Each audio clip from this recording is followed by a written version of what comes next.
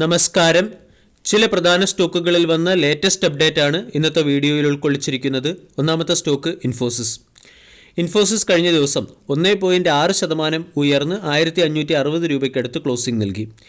6.5 ലക്ഷം കോടി രൂപയുടെ മാർക്കറ്റ് ക്യാപ്പുള്ള കമ്പനിയുടെ valuation 26.10, dividend yield 2.27%. ഇൻഫോസിസിന് $1.5 billion വാല്യൂഷനുള്ള ഒരു സൈൻഡ് കോൺട്രാക്റ്റ് നഷ്ടമായി എന്നതാണ് സ്റ്റോക്കിനെ സംബന്ധിക്കുന്ന പ്രധാന അപ്ഡേറ്റ്.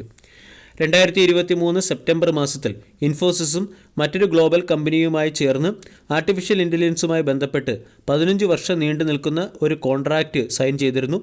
ഈ കോൺട്രാക്റ്റിൽ നിന്നാണ് ഈ രണ്ട് കമ്പനികളും ഇപ്പോൾ പിൻവലിഞ്ഞത്. ഇത് ഇൻഫോസിസിനെ സംബന്ധിക്കുന്ന ഒരു നെഗറ്റീവ് അപ്ഡേറ്റ് ആണ്. കഴിഞ്ഞ ക്വാർട്ടറിലെ റിസൾട്ടിൽ ഇൻഫോസിസിൻ്റെ ടോട്ടൽ കോൺട്രാക്റ്റ് വാല്യൂ $7.7 ബില്യൺ രേഖപ്പെടുത്തിയിരുന്നു. ഇതിൽ $1.5 ബില്യൺ നമ്മളിപ്പോൾ ഡിസ്കസ് ചെയ്ത കോൺട്രാക്റ്റും ഉൾപ്പെട്ടിട്ടുണ്ടായിരുന്നു.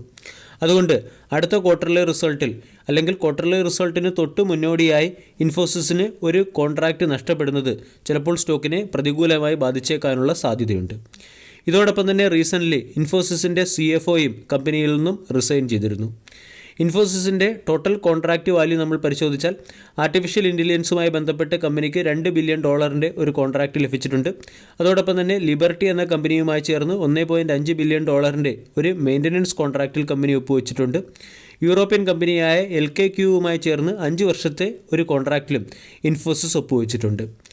ഈ ന്യൂസിന് മുകളിലുള്ള മാർക്കറ്റ് റിയാക്ഷൻ ചൊവ്വാഴ്ചയിലെ ട്രേഡിംഗ് സെഷനിൽ പ്രതീക്ഷിക്കാവുന്നതാണ്. ഇൻഫോസിസ് കഴിഞ്ഞ ഒരു മാസം കൊണ്ട് 8% റിട്ടേൺ നൽകി. 1619 സ്റ്റോക്കിൻ്റെ 52 വീക്ക് ഹൈ. ഇയർ ടിൽ ഡേറ്റിൽ 2% റിട്ടേൺ മാത്രമാണ് ഇൻഫോസിസ് നൽകിയത്. കഴിഞ്ഞ ക്വാർട്ടറിലെ റിസൾട്ടിൽ മാനേജ്മെൻറ്റ് റവന്യൂ ഗൈഡൻസ് കുറച്ചതിൻ്റെ പശ്ചാത്തലത്തിൽ സ്റ്റോക്ക് 1600 നിന്നും ഇടിഞ്ഞ് 1250 വരെ എത്തിയിരുന്നു. അവിടെ നിന്നും സ്റ്റോക്ക് ഗ്രാജുവലി റിക്കവർ ചെയ്ത് വീണ്ടും 1600 നീങ്ങുകയാണ്. ചൊവ്വാഴ്ചയിലെ ട്രേഡിംഗ് സെഷനിൽ ഈ ന്യൂസിന് മുകളിലുള്ള മാർക്കറ്റ് റിയാക്ഷൻ ഇൻഫോസിസ് എന്ന സ്റ്റോക്കിൽ നിന്നും പ്രതീക്ഷിക്കാം. രണ്ടാമത്തെ സ്റ്റോക്ക് WPIL ലിമിറ്റഡ് കഴിഞ്ഞ ദിവസം 5% ഉയർന്ന് 3584 ക്ലോസിംഗ് നൽകി. സ്റ്റോക്കിൻ്റെ 52 വീക്ക് ഹൈ 3824, 52 വീക്ക് ലോ 1078. ഒരു മാസം കൊണ്ട് 16% റിട്ടേൺ നൽകിയ സ്റ്റോക്കാണ് WPIL ലിമിറ്റഡ് എന്ന സ്റ്റോക്ക്.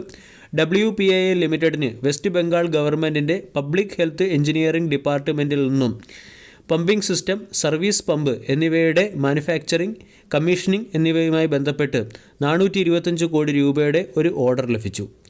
ഇവിടെ വാട്ടർ സപ്ലൈയുമായി ബന്ധപ്പെട്ട ഒരു കോൺട്രാക്റ്റാണ് കമ്പനിക്ക് ലഭിച്ചിരിക്കുന്നത്. 27 മാസത്തിനുള്ളിൽ എക്സിക്യൂട്ട് ചെയ്യുന്ന ഒരു പ്രോജക്റ്റും 3 വർഷത്തേക്കുള്ള ഈ പ്രോജക്റ്റിൻ്റെ മെയിൻ്റനൻസ് ഓർഡറുമാണ് WPIL ലിമിറ്റഡ് എന്ന കമ്പനിക്ക് ലഭിച്ചിരിക്കുന്നത്. ഇതിൻ്റെ പശ്ചാത്തലത്തിൽ പല അനലിസ്റ്റുകളും സ്റ്റോക്കിന് ബൈ എന്ന റേറ്റിംഗും 3850 രൂപയുടെ ടാർഗറ്റ് നൽകുന്നുണ്ട്. WPIL ലിമിറ്റഡ് കഴിഞ്ഞ ക്വാർട്ടറിലെ റിസൾട്ടിലും മികച്ച പെർഫോമൻസ് കാഴ്ചവെച്ചിരുന്നു. കമ്പനിയുടെ പ്രോഫിറ്റ് 34.5 കോടിയിൽ നിന്നും കമ്പനിയുടെ പ്രോഫിറ്റ് 47.7% ഉയർന്ന് 34.5 കോടിയായി മാറുകയും കമ്പനിയുടെ റവന്യൂ 353 കോടിയിൽ നിന്നും 408 കോടിയിലേക്ക് ഇയർ ഓൺ ഇയറിൽ ഇംപ്രൂവ് ആവുകയും ചെയ്തിരുന്നു. WPIL ലിമിറ്റഡ് എന്ന company pump and pumping system solutions provide ചെയ്യുന്ന കമ്പനിയാണ്. 3000 കോടി രൂപയുടെ മാർക്കറ്റ് ക്യാപ്പുള്ള കമ്പനിയുടെ ROE 26.2, ROCE 29.2. 3 വർഷത്തെ സെയിൽസ് ഗ്രോത്ത് 25%, 3 വർഷത്തെ പ്രോഫിറ്റ് ഗ്രോത്ത് 52%.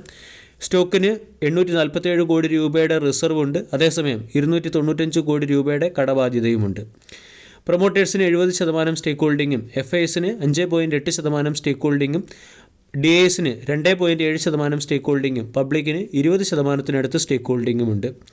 FISൻ്റെ സ്റ്റേക്ക് ഹോൾഡിംഗ് 5.8 നിന്നും 5.81% നിന്നും 5.89% ഉയർന്നിട്ടുണ്ട്. ലിമിറ്റഡ് അപ്സൈഡാണ് WPIL ലിമിറ്റഡ് എന്ന സ്റ്റോക്കിൽ നിന്ന് നമ്മൾ പ്രതീക്ഷിക്കേണ്ടത്. 3584 സ്റ്റോക്ക് ട്രേഡ് ചെയ്യുന്നു. സ്റ്റോക്ക് ചിലപ്പോൾ 3800 വരെ പോകാൻ സാധ്യതയുണ്ട്. അനലിസ്റ്റുകൾ 3380 രൂപയുടെ സ്റ്റോപ്പ് ലോസ് മെയിൻറ്റെയിൻ ചെയ്യാൻ ആവശ്യപ്പെട്ടിട്ടുണ്ട്. വീഡിയോ എല്ലാവർക്കും ഇഷ്ടമായി എന്ന് വിശ്വസിക്കുന്നു. Thank you.